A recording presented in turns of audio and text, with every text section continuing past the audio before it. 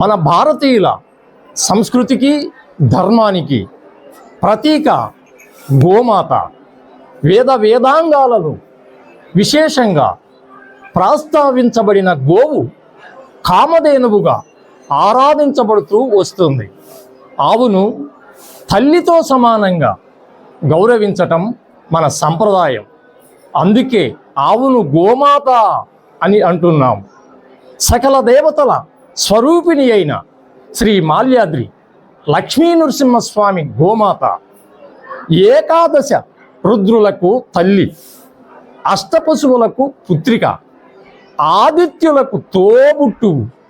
గోమాత తన అమృతోప మానమైన దుగ్ధము ద్వారా సర్వమానవులను ఉద్ధరించడానికై బ్రహ్మచేత సృష్టించబడింది. బ్రహ్మదేవుడు అమృతం ఆస్వాదిస్తున్న సమయంలో బ్రహ్మ నోటి నుండి జాలువారిన నురుగు ద్వారా గోవులు జన్మించాయట స్వామి. గోవు శరీరంలో 33 కోట్ల మంది దేవతలు నివసించి ఉన్నారని పురాణాలు చెప్తున్నాయి. ఒక్క గోవును పూజిస్తే సకల దేవతారాధనం చేసిన ఫలం లభిస్తుందని మన వైదిక సంప్రదాయస్తులైన హిందువులు భావిస్తున్నారు. సముద్ర మదనంలోనే కామధేనువు, లక్ష్మీదేవి, కల్పవృక్షం, ఐరావతనం కూడా ఆవిర్భవించాయి. గోవు పాలతోనే పాలకడలి పుట్టి శ్రీమన్నారాయణునికి నివాస స్థానమైంది. గోవు పాలను త్రాగిన శ్రీకృష్ణుడు జ్ఞాననిధి అయి సర్వలోకాలను ఉద్ధరించడానికి గీతా జ్ఞానాన్ని ప్రబోధించి జగదాచార్యత్వాన్ని సాధించాడు. శ్రీకృష్ణుని అనుగ్రహాన్ని వాంఛించేవారు గోపూజ చేస్తారు. గోవులను ప్రేమించే కృష్ణునికి గోవులను ప్రేమించే వాళ్ళంటే ఎంతో ఇష్టం. గోదానం చేసిన వారు ఆ గోవుకు ఎన్ని రోమాలుంటాయో అన్ని సంవత్సరాల కాలం స్వర్గాది లోకాలలో హాయిగా భోగాలను అనుభవిస్తూ జీవిస్తారని పురాణాలు చెప్తున్నాయి. అంత పరమ పవిత్రమైన గోవులే మనకు ఐశ్వర్యం. గో క్షీరాలే మనకు జీవనాధారాలు. గోపయస్సే మనకు ఔషధం. గో రోమములే మనకు మంగళకరములు అయిన వాయిద్యాలని అపస్తంభ సూత్రం. గోవు శరీరమంతా దివ్యత్వాన్ని సంతరించుకొని ఉంది. సకల దేవతలకు నివాస స్థానం గోస్వరూపం. మాతృత్రయమని అంటారు. అవి కన్న తల్లి మన భూమాత, గోమాతలే అవి అర్చనీయాలు. గోవు మలమూత్ర ద్వారాలే లక్ష్మీ నివాస స్థానాలు. గోవులు ఉన్న చోట అశోషాదులు, స్పర్శదోషాలు ఉండనే ఉండవు. గోవు ప్రసవించే సమయంలో గోవును ప్రదక్షిణం చేస్తే అమితమైన పుణ్యం కలుగుతుంది. కపిల వర్ణ గోవులు ఇచ్చే పాలు భగవంతుని అభిషేకానికి ఎంతో ప్రాశస్తములు. గోలోకం అన్ని లోకాల కంటే మహోన్నతమైనదని గౌడీయ సాంప్రదాయం స్పష్టం చేసింది. గోలోకంలో గోవిందుడైన శ్రీ రాధామాధవుల నిత్య కైంకర్య ప్రాప్తినే గౌడీయ వైష్ణవులు శ్రీ రాధాకృష్ణులను అర్చమూర్తులుగా ఆరాధిస్తారు.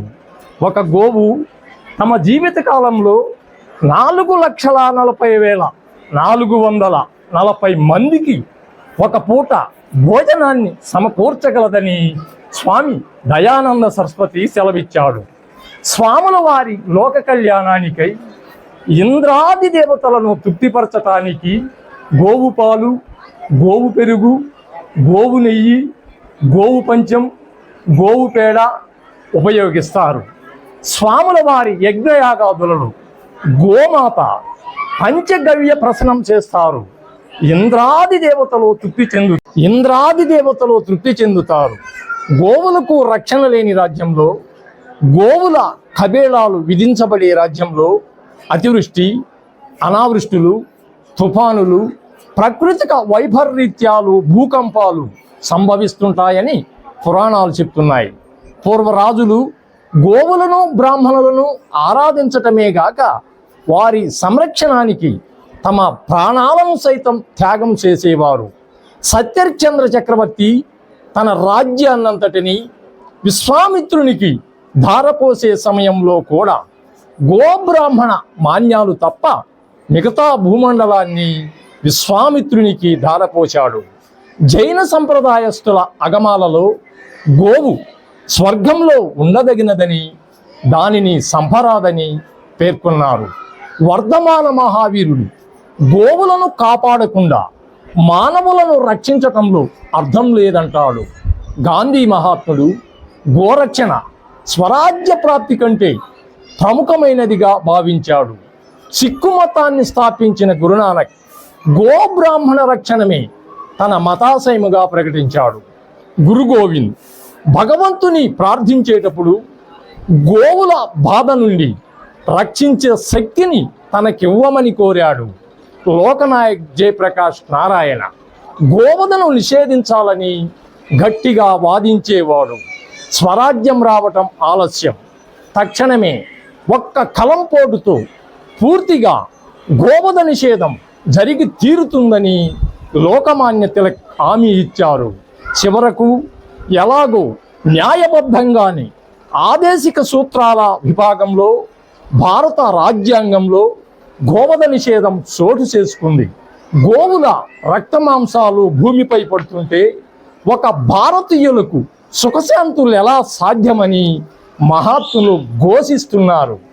గోవు పాదములు పితృదేవతా నిలయములు, అడుగులు ఆకాశగంగా ప్రవాహ సదృశ్యములు, వెన్ను యమధర్మరాజు, తోక 90 కోట్ల మంది మహర్షులకు నివాస స్థలము, తోక కుచ్చు సూర్యకిరణములు, గోమాత మానము అమృతోపము, పిక్కలు గుడిగంటలు, పశువు యొక్క యోని నల్లని ఏనుగు, పొదుగు పుండరీకాక్షుడు, స్తనములు 4 వేదములు, సనుసుట్టు 7 సముద్రములు, ఆవు పాలు పంచామృతాలు, ఆవు పేడ శ్రీ మహాలక్ష్మి, బొడ్డు పొన్నమీ పువ్వు, కడుపు కైలాసమే, బృహత్తా బ్రహ్మ అందరికంటే పెద్దవాడగుట వలన బ్రహ్మని పిలువబడిన గోమాత, మూపురమున బ్రహ్మదేవుడు, భుజముల యందు సరస్వతీదేవి, కంఠము యందు విష్ణుమూర్తి, గంగడోలు యందు కాశీ ప్రయోగ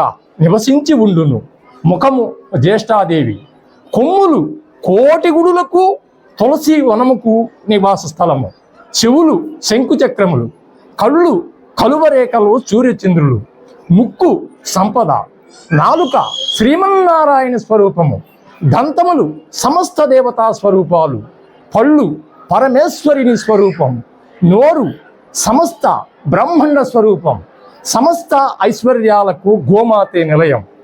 అష్ట ఐశ్వర్యాలు గోవులోనే నివసిస్తాయి. గోలక్ష్మి సేవతో రైతు ధనవంతుడవుతాడు. పాడి పంటలు తాను అనుభవిస్తూ ఇతరులకు కూడా పంచుతాడు.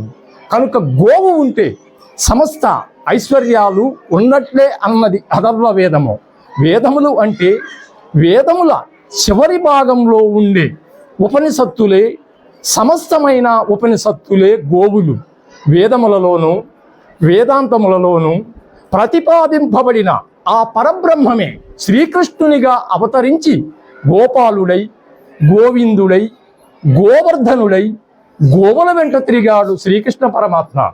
ఉపనిషత్తులతో చెప్పబడిన విషయములలోని సారాంశమంతా ఆ శ్రీకృష్ణ పరమాత్మ చెప్పిన గీతామృతమనే గోవు పాలు. అర్జునుడే దూడ, మంచి బుద్ధిమంతుడైన జ్ఞానియే భోక్త. పైవాటన్నింటినీ అనుభవంలోనికి తెచ్చుకునేవాడు. పంచపాండవులలో ఒకడైన సహదేవుడు పశువైద్య శాస్త్రాన్ని రచించాడు. శరకము, సుశ్రుతము, ధన్వంతరి బాలెన్నో గోవుల వలన కలిగే ప్రయోజనాలను వర్ణించలేమని, లెక్కించి చెప్పలేమని అన్నాయి. గోవులు, వేదాలు, ప్రతిభతాశ్రీలు, సత్యవాదులు, వినయశీలరు, దానశీలరు ఇంకా ఈ భూమిపై నడయాడుతున్నందువల్లనే ఈ భూమి ఇంకా ఇలా నిలిచి వర్ధిల్లుతుంది. పాండవుల పక్షం నుంచి రాయబారిగా వచ్చిన శ్రీకృష్ణుడు మేఘగర్జన వంటి గంభీరమైన కంఠస్వరముతో దంతకాంతులు ప్రకాశించుచుండగా ప్రజలందరూ వినుచుండగా ఇట్లు పలికెను. శ్రీ మహాభాగవతం గోవులకు మహోన్నతమైన స్థానాన్ని కల్పించింది. అనేక సందర్భాలలో సౌజన్యానికి, సౌలభ్యానికి పరాకాష్ఠగా శ్రీమన్నారాయణుడు శ్రీకృష్ణ అవతారాన్ని ధరించాడు. గోపాలుడైనాడు, గోవిందుడైనాడు, గోవర్ధనుడైనాడు, గోవర్ధనగిరి ధారి అయినాడు. జగద్గురువుగా ఆవిష్కరించింది. గోవర్ధనగిరి చిటికనేలిపై నిలపటం ఒక విచిత్రం. శ్రీకృష్ణుడు గోవుల పట్ల, గొల్లల పట్ల చూపిన ఎనలేని ప్రేమానురాగాలే ఆయన సౌలభ్యానికి, భక్త వాత్సల్యానికి చక్కని తార్కణులుగా నిలిచాయి. బలం విష్ణుం ప్రవర్ధతామే అన్నది వాల్మీకి శుభాంక్షణ. గోమాత సర్వమత సమాధరణం స్వస్తి గోబ్రాహ్మణేభ్యం అనే మంగళ శాసనం మన పురాణేతి ఆశాలలో పెక్కుచోట్ల వినిపిస్తోంది. అంతేకాక విభిన్న మతస్థులు కూడా గో సంరక్షణాన్ని ప్రోత్సహించారు. గోమాతను విశ్వమాత అనటం సముచితం. మానవుల అందరి పట్ల మమతానురాగాలను సమానత్వముగా పంచిపెడుతుంది. ఓం నమో శ్రీ మాల్యాద్రి లక్ష్మీనరసింహస్వామి గోమాతకు గోవింద గోవింద. సర్వే జన సుఖీ భవంతు.